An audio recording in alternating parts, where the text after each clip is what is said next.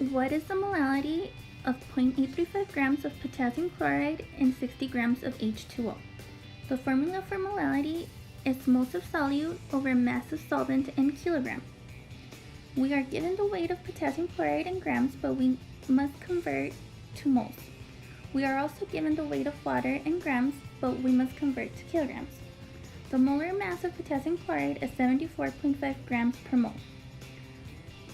So in order to convert from grams to moles, we must multiply the 0.835 grams of potassium chloride times 1 mole over 74.5 grams per mole, and we must convert the weight of the water by multiplying 60 grams over 1 kilogram over 1,000 grams.